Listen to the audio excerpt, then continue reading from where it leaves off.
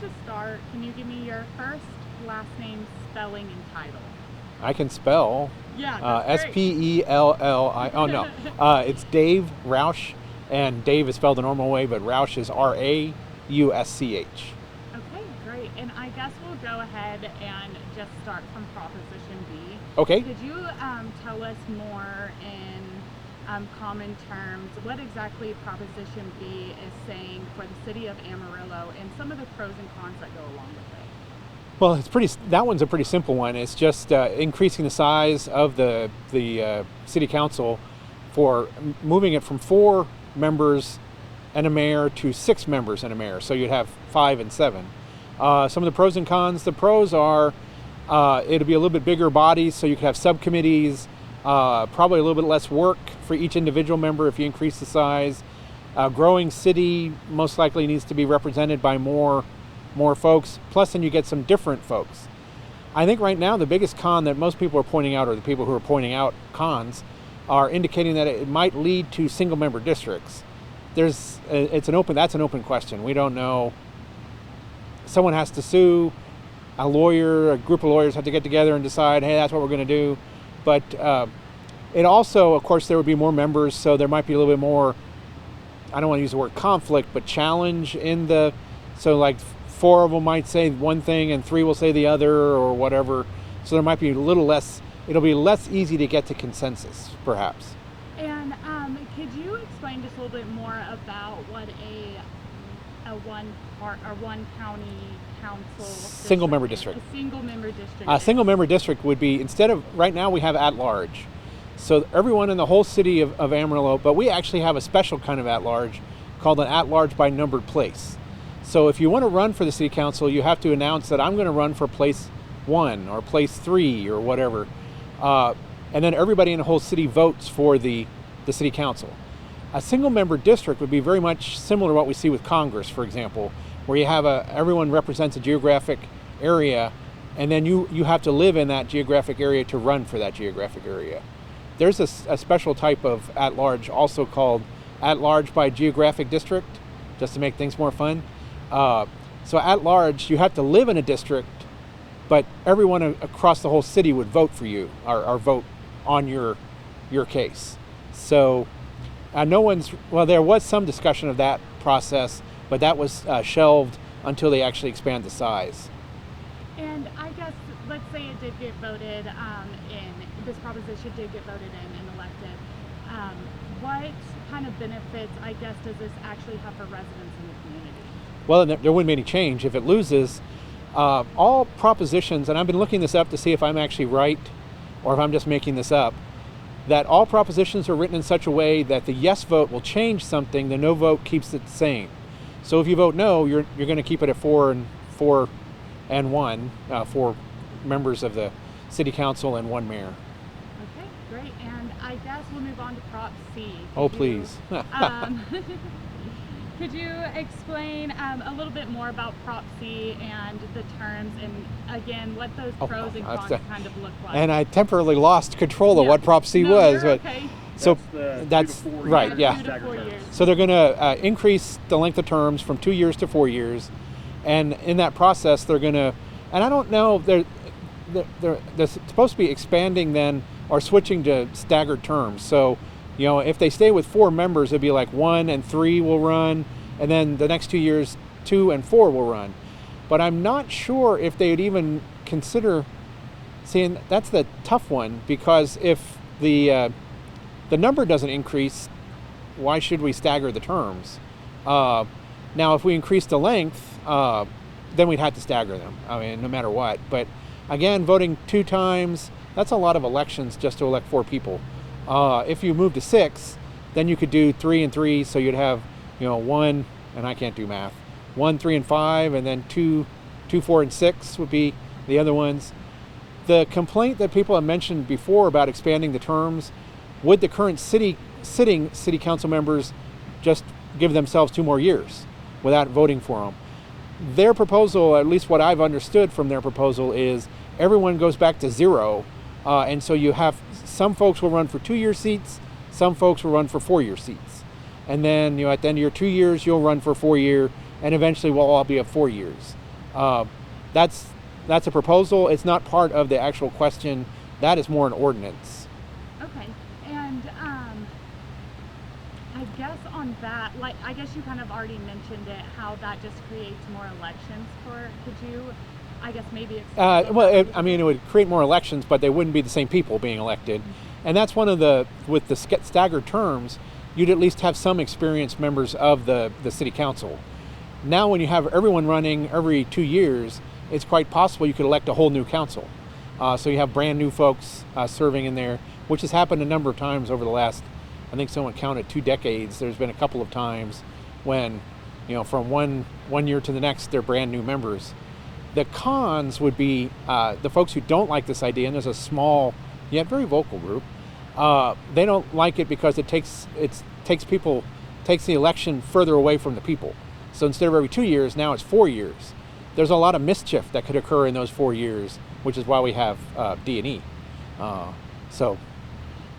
I guess when I was reading, I wasn't really sure. Does this just go for council members, or is this or who does this all include? It would be council and mayor. So the mayor is going to be expanded or extended to 4 years as well.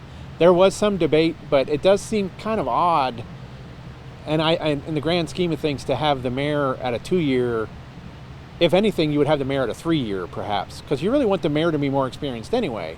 But if you're electing them every 2 years, it's quite possible you have a brand new mayor every time. Plus, now that would be one of the questions with the resignation one and the resign to run. If a person decides they're sitting council now and they're in their 4-year term, but they haven't used their whole 4 years, can they run for mayor? And so I'll have to look at the resign to run part of E to figure that out. Okay, great. And I'm not an attorney, yeah. so thank heavens. Yeah. Okay, and my next questions will go on to D, which was the recall. Recall, right. Yes, and so really just the same basic. Yeah. What it is, pros, cons, how it serves the community. It's by far of at least those 4, the most confusing one, in part because recall is one of the most confusing processes in Amarillo city government.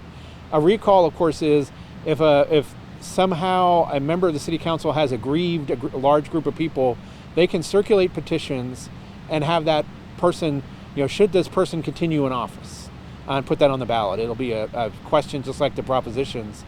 And but right now it's a really difficult process to get them. You have to have a large number of, it's actually registered voters, not voters at the last election.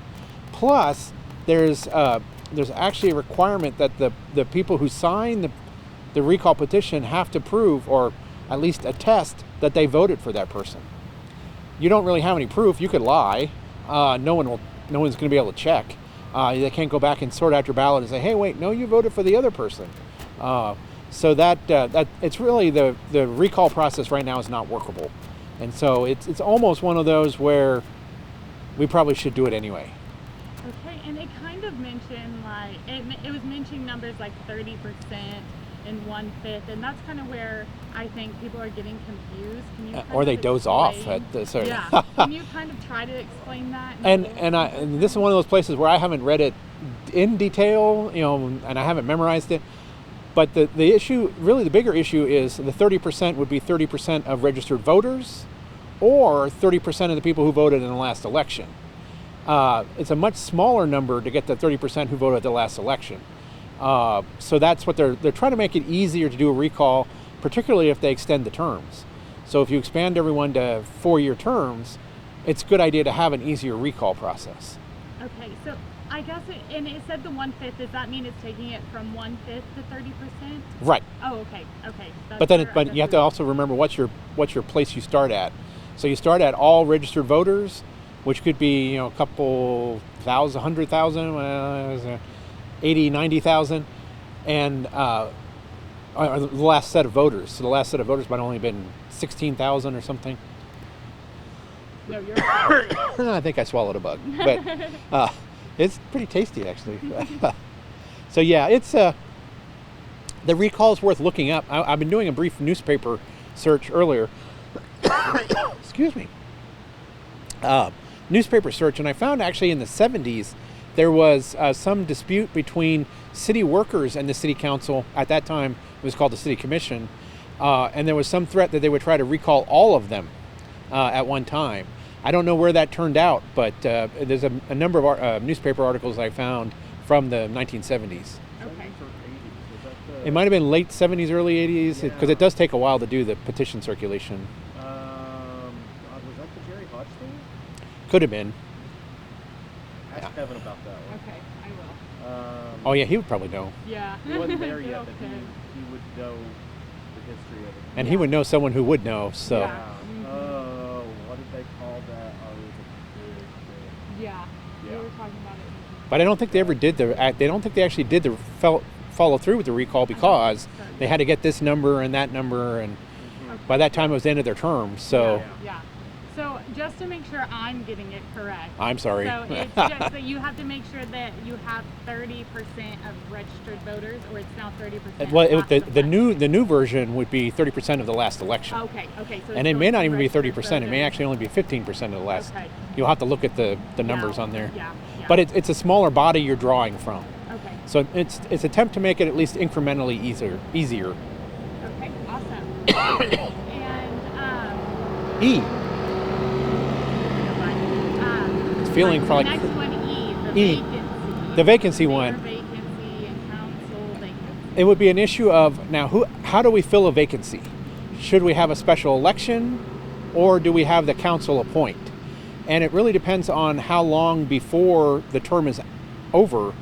So if they're still within their last year of the term, there's really no reason to go through all the process of an election because we're just going to have an election anyway in less than a year. So, but if it's the 3 years or 2 years out, then we're going to have a special election to fill that seat. The sort of cons on that is, do we want the council appointing people? Aren't they just going to appoint their friends? But again, it's also a cost-cutting measure too to do the appointment. If you have an election, now the appointment, we're all familiar with how people get appointed. School boards do that fairly regularly, where someone resigns or haven't helped them die. They replace the person with an appointment. So they solicit applications or resumes or something, and then they do interviews or some sort of process, and then the council or the board will vote to replace the person.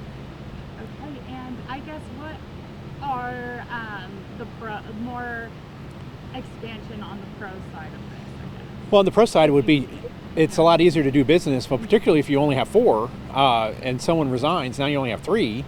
So it even becomes more difficult because your quorum gets smaller. So anytime they happen to be passing at some meeting or something, all of a sudden now they have a quorum and they have to do an open record or open meetings announcement, so everybody knows, public announcement that they're actually meeting.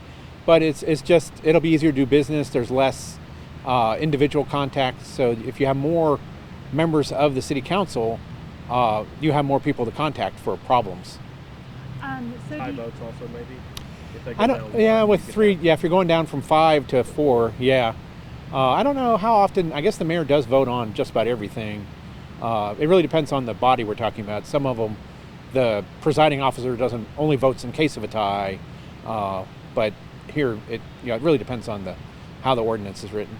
Okay, great. Do you have, I guess, anything else to say about the City of Amarillo propositions or the elections coming up? Maybe Canyon should annex Amarillo or something. That would be horrible. But no, it's other than the fact that you have to read the stuff before you go vote. So